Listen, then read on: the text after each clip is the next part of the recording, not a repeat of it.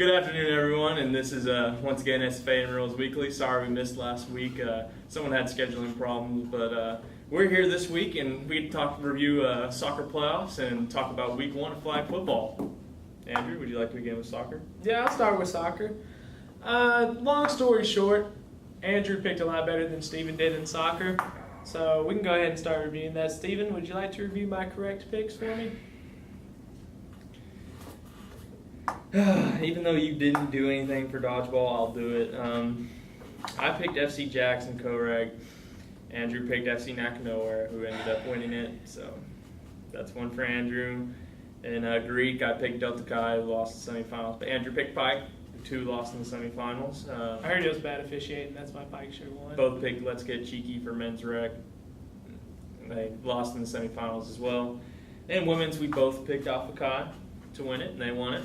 So he's got 2, I got 1. So that puts Andrew at 2 wins in bracket challenge, and me at 2 wins, with dodgeball being my first win and this being my second, the women's being my second. So that was soccer, and just to congratulate everyone on a great soccer season. Our MVP overall for soccer was who did we pick? John Chandler. John Chandler was our MVP for overall soccer. For flag football, we will have individual leagues. And let's just go straight into flag. Women's, this week in the power rankings, Accidentally Awesome retains #1 spot. Black Diamonds also keeping their 2nd spot. Both teams putting up incredible performances, shutting out teams. Signal Phi Lambda, they came out and they surprised me. They got some quick girl. She's, speedy as hell. That's the thing about women's. You need that one fast girl. Right. One fast girl can change the And Black Diamonds has got a great quarterback. That's what I've heard. Yeah. That's what I've heard. I didn't get a chance to watch it. That's what I heard. Definitely. Everything else kind of stayed the same.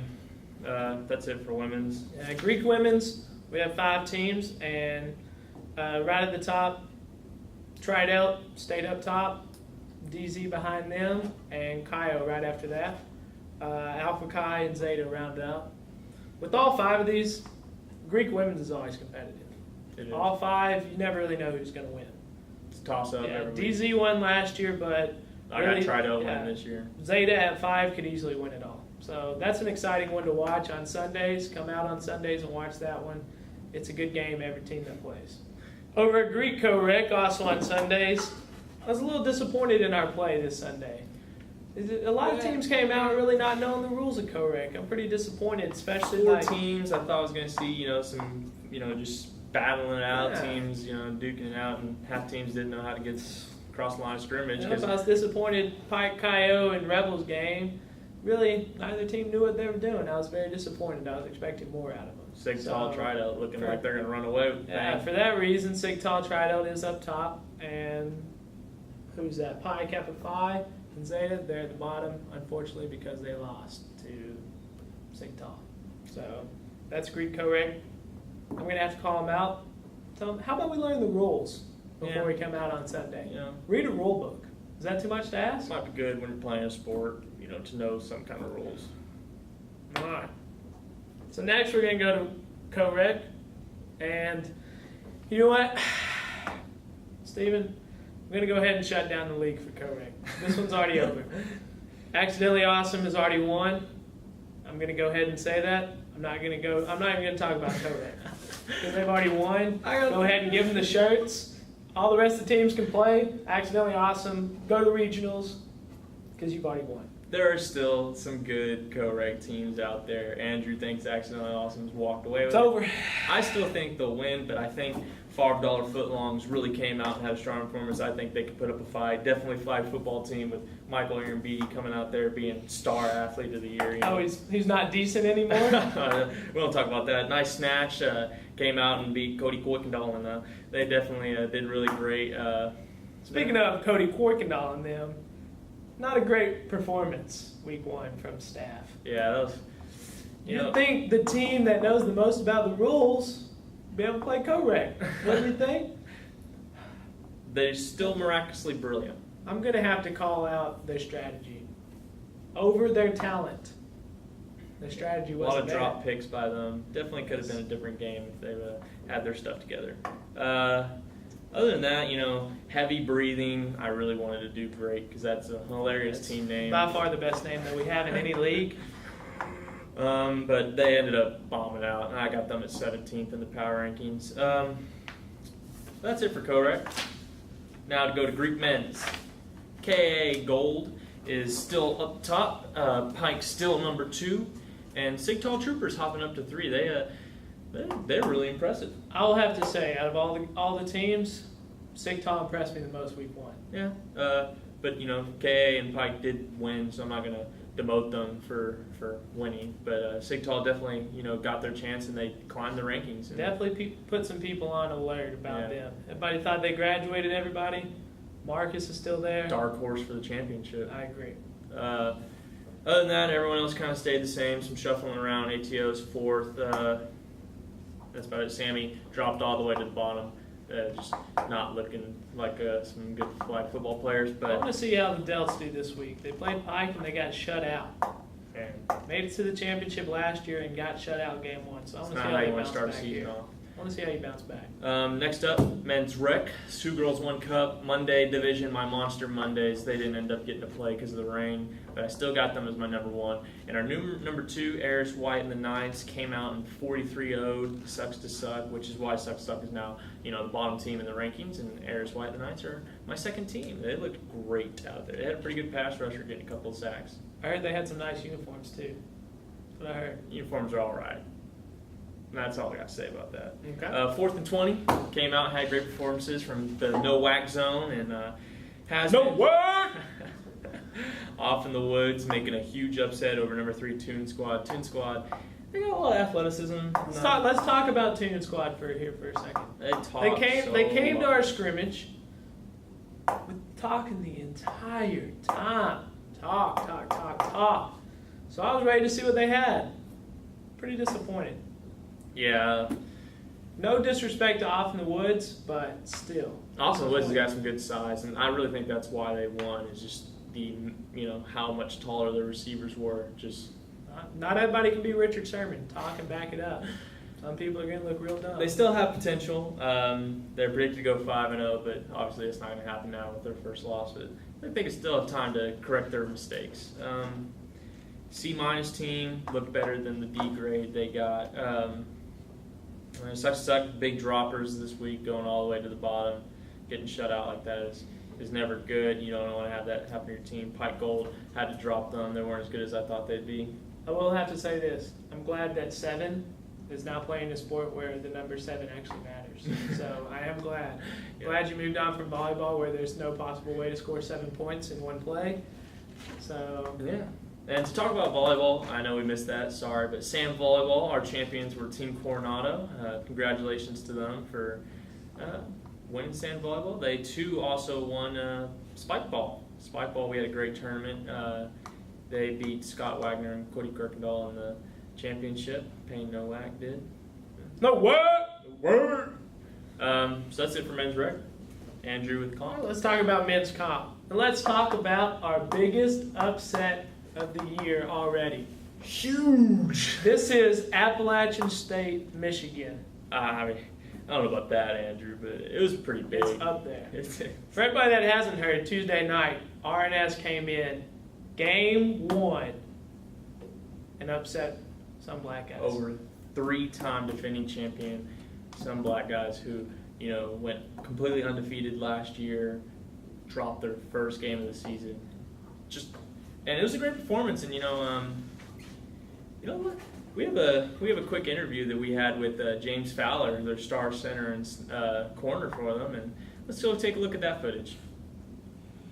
And here we are with James Fowler, star center and corner for RNS. And this week, they pulled off one of the biggest upsets I've seen in my years here at SFA and Intramurals. They beat SBG, the Dynasty, Black Dynasty. Man, they gave it to them. They've been our number 1 team for so long, undefeated last year, and they take them down week 1 of flag football. All right, James, so just talk to me about how you're feeling about before that game and really what your thoughts were going into facing the 3-time defending comp champions. Going into the game, a little scared. I thought they were going to come out with more firepower than what they did, We were looking for them to try to beat us deep early. I thought they thought that we were scrubs, so they just tried to attack us. And Going into the game, we had a defensive game plan mainly. We didn't really game plan offensively. We knew that would just come to us. We're a really good offensive team. But defensively, we game planned mainly around the quarterback position. Right. We had Dante, he's a fast guy out there, and they like to run the ball with him. So we game planned around him, and I think the defensive game plan was effective. So, going to the game, it was a very slow first half. Not a lot of action. They scored one touchdown. It's 6-0. What were your thoughts? Right around then. Heading into halftime, I wasn't really worried. Did you feel like your team maybe wasn't in sync? For game one. See, our quarterback showed up to the game late, so that's really the reason why we didn't get our offense going in the first half. But defensively, we played tremendous. They couldn't score on us. They got a pick six when our backup quarterback was playing, so it didn't really faze us too much. We knew that we were set to go. But other than that, I don't think so. I think we were pretty solid. Okay, so halftime, down 6-0. Well, give me an inside look into what y'all are talking about in that huddle. We were pretty solid going in. We had Bailey who put us together. He said, "Hey guys, look, we're good here. We haven't done anything wrong. We threw one pick six. We didn't even have a real quarterback in." Bailey knew we were good. He basically said, we can get something going on offense. Maybe we're a little out of sync on offense that first half, but other than that, he was all right. And Bailey, is he going to become y'all's emotional leader as the season goes on? I think Bailey, he's going to be that guy. He's going to be that guy for us. He's going to be the rock for us. Second half, 1 minute warning, we got to get a touchdown to win the game. He's going to be the guy that brings us together, lets us know that we're all right. The Ray Lewis to y'all's Ravens. He's going to be the Ray Lewis to us. Yes, perfect. So, second half, just go ahead and explain to me the touchdown play y'all got. Okay. So the drive coming into the second half, it's our first drive, and we're clicking on all cylinders right here. Marcus is slinging the ball. He actually takes off and runs for about a good 30, 40 yards. Nice. Gets deflagged about the 15. And the very next play, we have it all set up. We have I think we ran doubles right with two blockers in the backfield and a single receiver on the left side. We run a flood. We get those two double receivers. They go to the other side of the field, and I just escape as the center position. I'm going to snap it, just take a corner right into the corner of the end zone. He gets it to me. I was about 2 yards outside the end zone. I reached the ball over. Maybe the ref didn't catch it. I understand. But, after that drive, we're a little bummed out. We didn't score. So be it. We're good. We know defensively we stopped them. They haven't done anything on offense, really. They punt the ball 2 or 3 times already. Defensively, we're a perfectly sound team. So we were going into that defensive drive, and we were just thinking, we just keep up the intensity we've been playing with. We're going to be good. We're going to get the ball back for our offense. We get the ball back, about 11 minutes left, and Marcus draws up the perfect play call. We're driving, we're at like the 20. And he draws up the perfect play call, finds Bailey wide open in the back of the end zone for a touchdown, and we tie the game right there. Was that a design play? I wouldn't say it was designed. The route wasn't designed at all. Bailey was just trying to find an open spot, but just scrambling around out there. Yeah, but the effectiveness of the play, exactly what we wanted. So y'all are up 7-6, and they have 5 minutes left. Well, what were your thoughts? Were you nervous, trying to keep them from scoring, taking that comeback victory? Going into that last drive, I'm thinking, because they haven't had Dante play quarterback much this whole game. He was playing wide receiver. He was playing blocker. I'm thinking, okay, they're going to put the best guy back there. They're going to put Dante back there. He's going to run the ball a lot this drive, and he's going to try to get into the end zone. He may test us deep here. So we tell our safeties, we say, don't let him get behind you. We're going to stay in our same coverage we've been in, and we're just going to play the defense we've been playing. We knew maybe we could give up some of the runs that Dante would give, but we would not give up the big pass play that they wanted. Now, let's talk about the play. Let's talk about your big shining moment to seal the deal for the game. You see, so the play before the interception that could have sealed the game potentially, I seen they give a little call to the left side of their offense. They give a little, I don't remember the call. They gave a little call, and the receivers come together, and they're both in like the slot position, and they both right off the line. One on each side, or? It's just one in the slot position here and one in the slot position here. They're right next to each other. All right. And they cross and they run like a little sit right after the cross. and they get the ball there. They pick up a good 10 yards maybe. And then going into that next play, I see that they give the same signal. The wide receivers come together again in the slot position, 2 wide receivers right there. And right now at this time, I'm about 10 yards off the ball. I'm thinking I just don't want to get beat deep. But here, this is where my player instincts come in. I tell myself I want to make a play. So I see this call. That playmaker. I want to be that. I want to be the Richard Sherman on the field. That's what I want to do. So I see that call. I see him come together and it just clicks. I've just seen this play. So in my head, I'm about 10 right now. I scoot up to about 5. I'm taking this away. This is mine. I'm taking it to the house.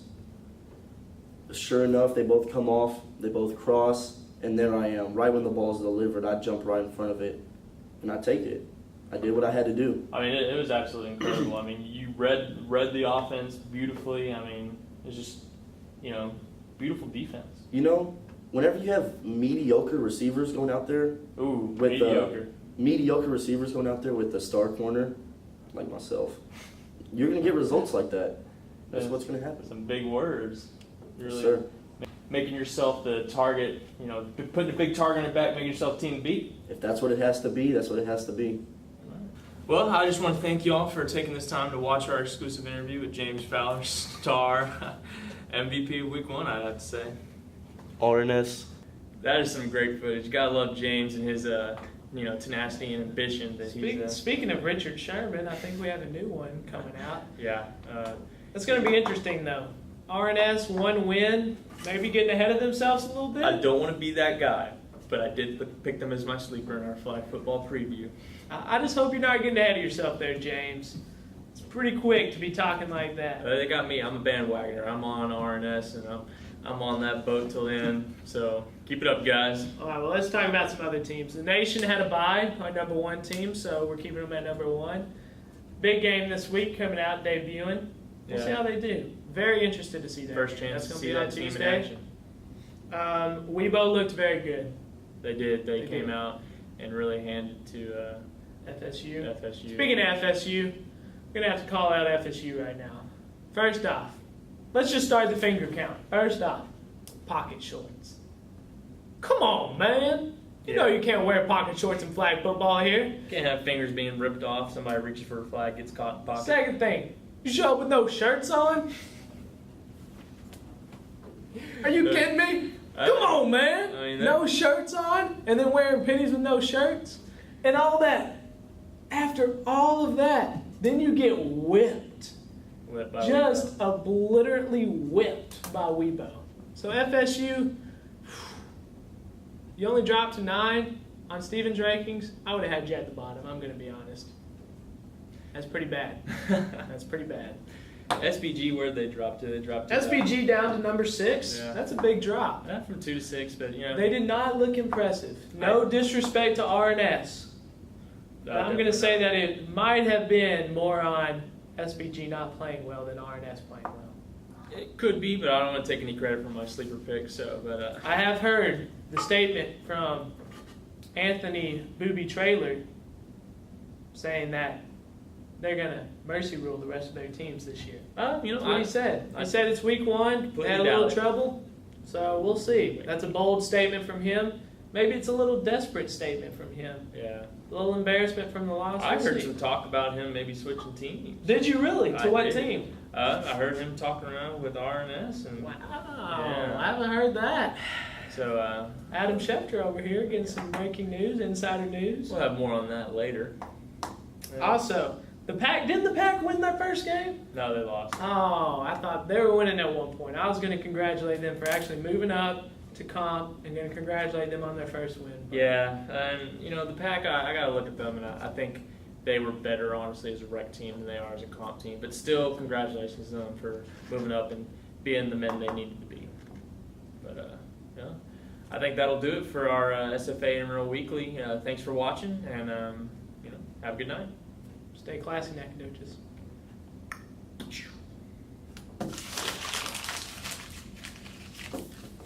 Oh, first throw! Ooh!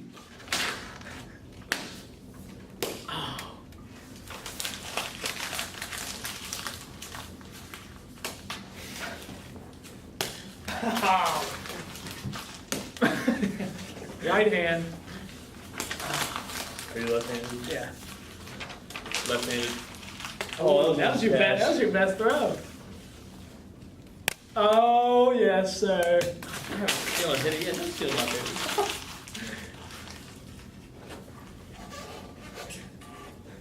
Damn, in the suit. In the suit.